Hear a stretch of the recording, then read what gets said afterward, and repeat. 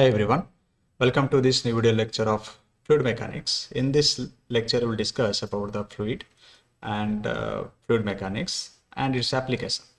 So first, try to understand what is fluid. So fluid is defined as the fluid is defined as a substance which deforms continuously when acted on by a shearing stress of any magnitude.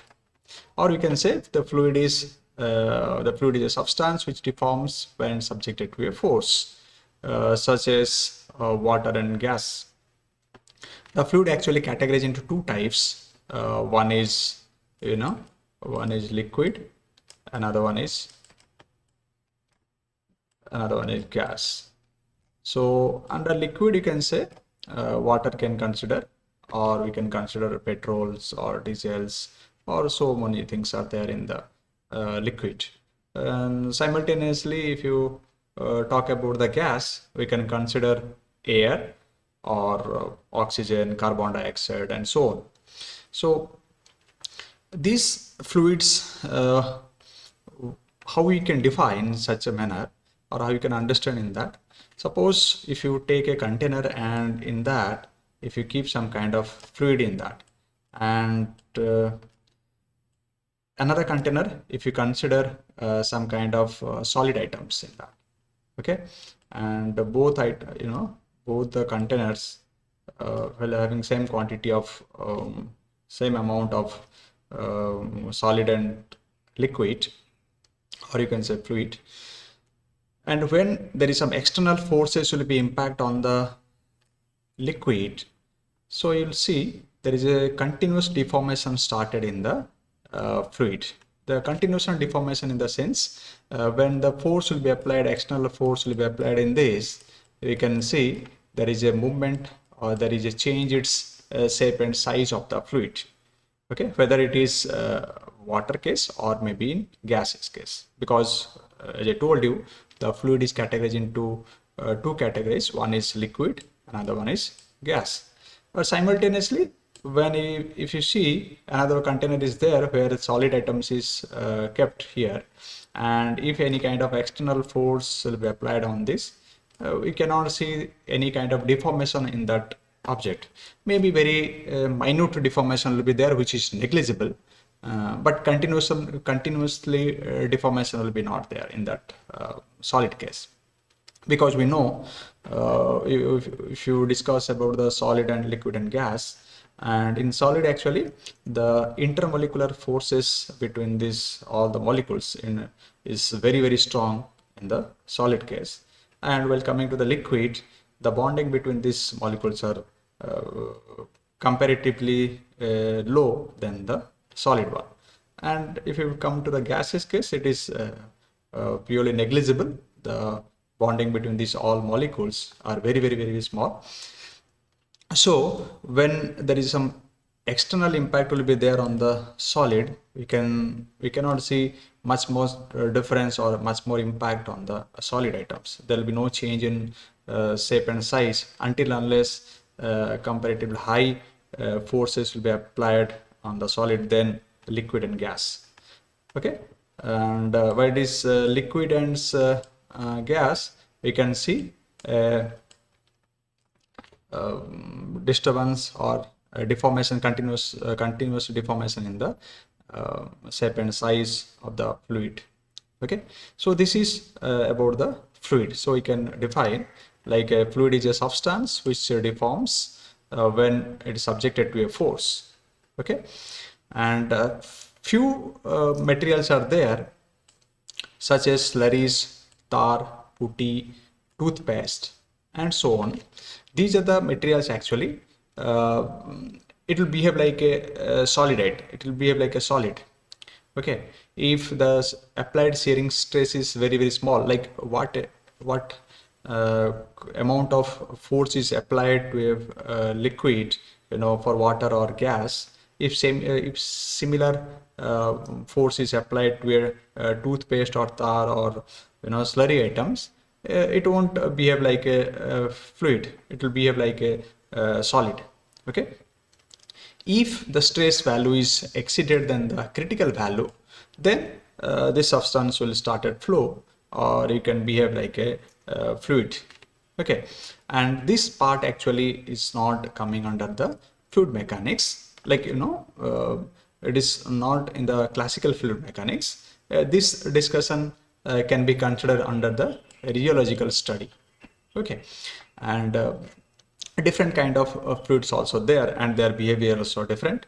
So this is about the fluid, and while discuss about the mechanics part, we know the mechanics actually it deals with different bodies, like stationary body and moving bodies with boundary conditions, you can say, and under different influence of different forces. And the mechanics actually deals with the body which in motion or the body in rest condition. Okay, if the body is in the motion, then we can say the study of forces which acting on the particle and the body in motion, that is called actually dynamics. That means the mechanics actually it is categorized into two parts, in statics and dynamics. So statics is nothing but it is the study of forces acting on a particle or in body which is in rest condition, or we can say the branch of mechanics which deals with the body at rest condition is called as statics. And similarly dynamics means the study of forces acting on the particular bodies which is in motion condition. Now here I have shown you some examples of this static and dynamics. Here the glass of water is there which is in the static condition, you can say, and there is a dam is there. This dam, if you see, this dam is it consists of that huge amount of water here, but these waters are in the static condition. There is no movement in the water. Okay, and some other fluids, you can see there is a movement of fluids. Okay, and outside, and there is a movement of air. We can see this is also one fluid, and this is a simulation picture of how the fluid is moving, how the fluid is behaving, what are the vertices are there, what are the vertices created here. So these are the different concept. So this is a movement of fluid. It was captured when it is moving freely, and there is a movement of this air along one ball. So this is another part of fluid dynamics.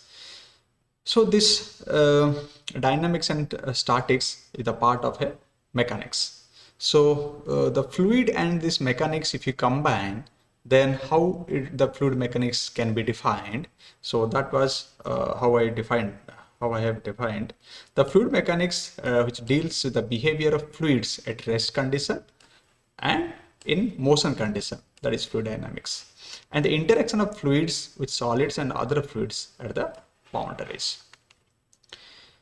So this is about the fluid mechanics. Actually, the fluid mechanics is a huge area.